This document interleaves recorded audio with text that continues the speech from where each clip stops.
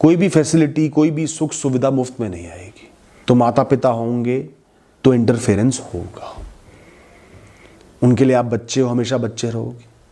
वो देखेंगे, उनको लगेगा आपकी लाइफ में कोई चीज़ सही नहीं हो रही, वो सुधार सकते हैं, इंप्रूव कर सकते हैं, तो वो एडवाइस देंगे, बीच में पढ़ेंगे। प्रिवेसी की कमी रहेगी। और मैं ये मानता हूं शादी में प्रिवेसी का कोई रोल ही नहीं है। जब आप लोग एक कमरे में ही सो रहे हो, बाहर भी साथ चले जाते हो घूमने फिरने, कितनी प्रिवेसी चाहिए, कितनी इंटीमेसी चाहिए आपको? सुबह दोपहर शाम रात तो नहीं चाहिए ना। और चाहिए भी 2-4 दिन का शौक है, कुछ महीनों का शौक है, उसके बाद आपको खुल के रोमांस करने का कोई ऐसा चार्म नहीं होगा। और मैं ये मानता हूं कि थोड़ी बंदिशें होना, रिस्ट्रिक्शन होना, फुल प्रिवेसी ना होना एक शादी के लिए बहुत जरूरी है। वो शादी को एक स्पार्क प्रदान करता है। एक इंसान को हर दिन भरपेट खाना खिलाओ, भर भर के थाली पूरी पहाड़ बना के खिला दी, उसको खाने की वैल्यू नहीं रहेगी, खाने को बितरा देगा।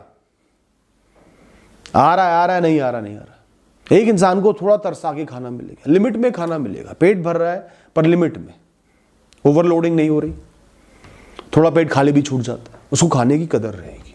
वही इंटीमेसी है, वही रोमांस। तो थोड़ी रिस्ट्रिक्शन से, प्रिवेसी की कमी से रिश्ता आपका बेटर बनता है, खराब नहीं बनता। हाई प्रिवेसी क्रिएट्स लो डिजायर्स। और सबसे अहम जो समस्या आएगी वो आएगी जनरेशन गैप। उनके सोचने का तरीका अलग होगा, माता पिता के, आपके और आपकी वाइफ या आपके हस्बैंड का सोचने का तरीका अलग होगा। दुनिया को आप लोग अलग तरीके से देखते हो, इसमें बहुत ज़्यादा रेजिस्टेंस आती है। उनके ट्रेडिशंस अलग थे, अब ट्रेडिशन बदलते जा रहे हैं, वो उससे अडेप्ट नहीं कर पा रहे, आप उससे पकड़े नहीं रह सकते, जो एक बहुत जेन्युइन इशू है। तो हर चीज़ की तरह लाइफ में ये भी एक चॉइस है। बहुत कुछ मिल रहा है, कुछ देना पड़ेगा, पकड़ना है पकड़ लो, नहीं पकड़ना मत पकड़ो, पर एहसान किसी पर मत दिखाओ, ना खुद पर ना दूसरे पर। अब बात करते हैं सेवा की।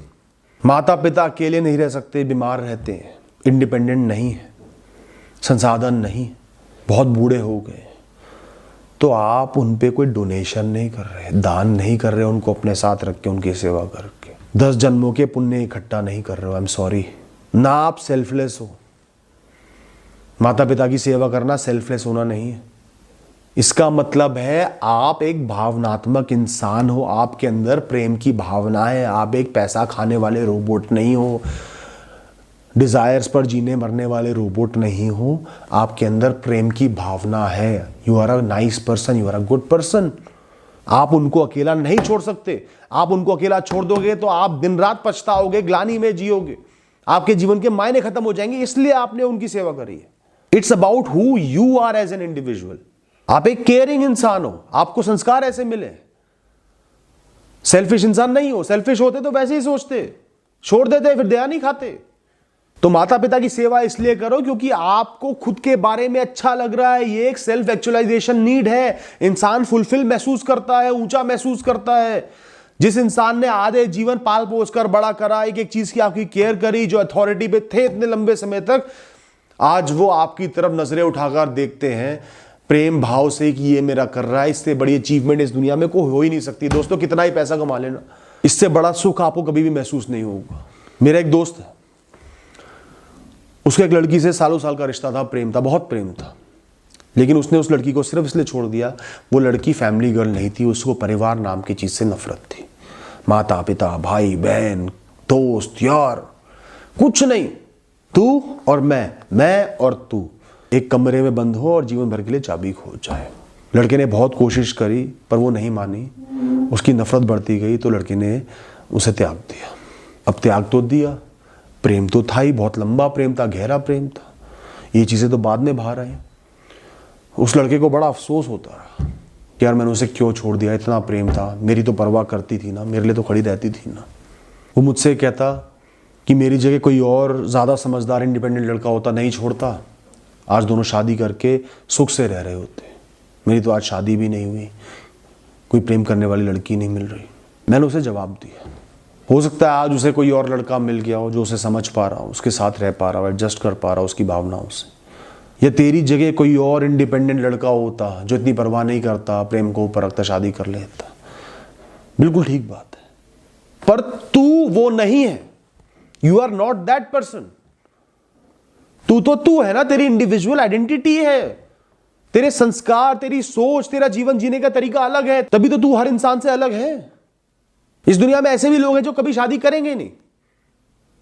इस दुनिया में ऐसे भी लोग हैं जो कई बार धोखा देंगे शादी कर करके, फिर नई शादी कर लेंगे। इस दुनिया में ऐसे भी लोग हैं जो माता पिता की सेवा करने के लिए शादी नहीं करते। और इस दुनिया में ऐसे भी लोग हैं जो माता पिता को लात मार देते हैं शादी करते ही, बस बीवी मेरी मां, बीवी मेरा पिता, या पति मेरी मां, पति मेरा पिता। पर तू उनमें से कोई भी नहीं है। तू एक इमोशनल इंसान है जो फैमिली वैल्यूज की कदर करता है, एक स्ट्रॉन्ग माइंडेड इंसान है, एक पर्सनैलिटी वाला इंसान है, बैकबोन वाला इंसान है, जो सही को सही कहता है, जो नए आते पुराने को नहीं छोड़ देता। तो सपोज तू अपनी गर्लफ्रेंड के प्रेशर में आके माता पिता को छोड़ भी देता, तो जितना तू आज दुखी है उससे 10 गुना ज्यादा दुखी तू तब होता। तू अपने आप से नजरें नहीं मिला पाता, माता पिता को तो छोड़ ही दे। पूरा जीवन ग्लानी में, आत्मग्लानी में बीत जाता, उस लड़की से नफरत होने लगती, उसकी शक्ल नहीं देखना चाहता, उसको भी छोड़ देता, माता पिता भी छूट चुके होते, बहुत दुख भोगता।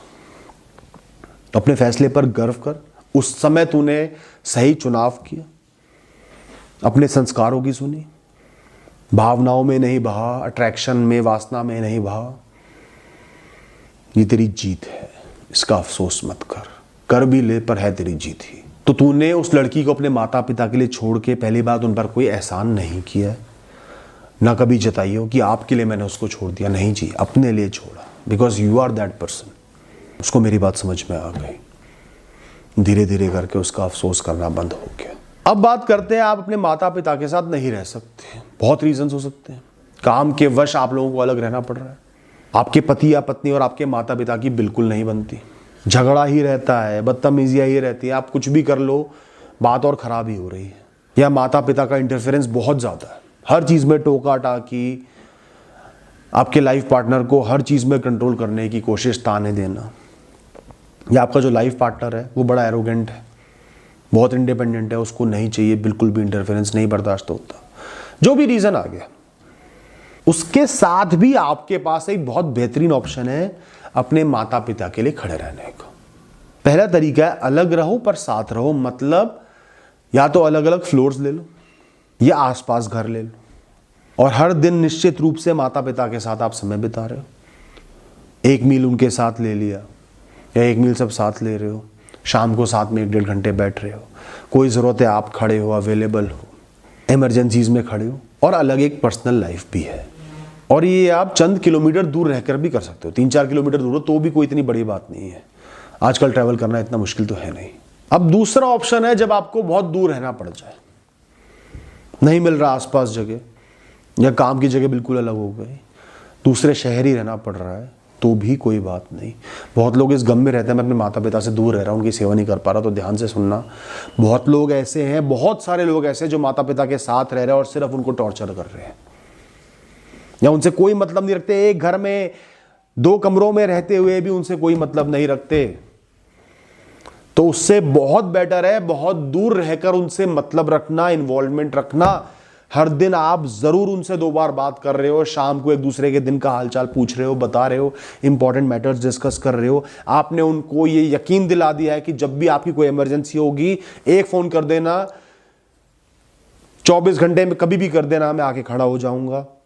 साथ ही साथ उनको ये भी यकीन दिला दिया जब भी उनका मन हो आपसे मिलने का वो आपको बता दें, और अर्लीस्ट पॉसिबल समय में वो मिलने आ जाएंगे। समय समय पर मिलते रहो, और बहुत ही दूर रहते हो तो वीडियो कॉल्स करते रहो। पेरेंट्स को हमेशा रिश्तेदारों से ऊपर का स्थान मिलना चाहिए। They must feel valued and loved. उनसे सलाह लेना, उनकी केयर करना, उनके आगे मन हल्का करना, इतना ही वो मांगते हैं। तो एक रूल दिमाग में हमेशा रखना, be there, I am there, मैं खड़ा हूं, मैं हूं। ये यकीन दिलाना है आपको किसी भी रिश्ते को, किसी भी इंसान को। चाहे आप कितनी उम्र में बड़े हो जाओ, पेरेंट्स को हमेशा ये बोलो, आप मुझे ऑर्डर दोगे, रिक्वेस्ट कभी नहीं करोगे। दोस्तों, जीवन ना एक चक्र है, कोई भी कार्य बिना मतलब के नहीं हुआ।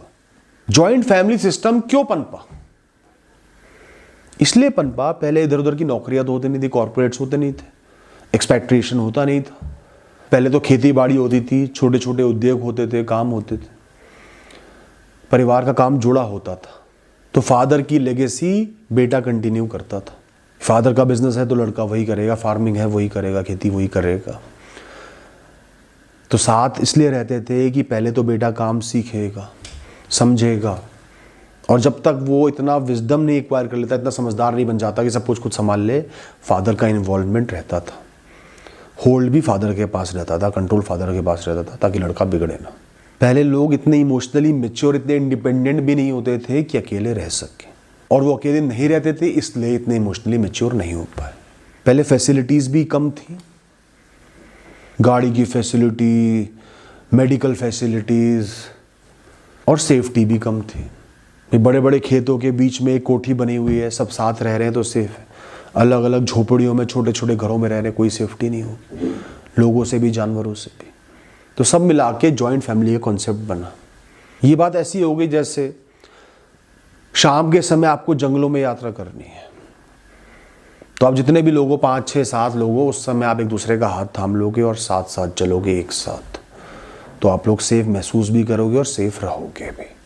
और उसमें एक इंसान ऐसा होगा जिसने सबको जोड़ रखा है, जो एक्सपीरियंस्ड है, जिसको पता है जंगल कैसे पार करना है, उनसे आप बिल्कुल अलग नहीं होगे।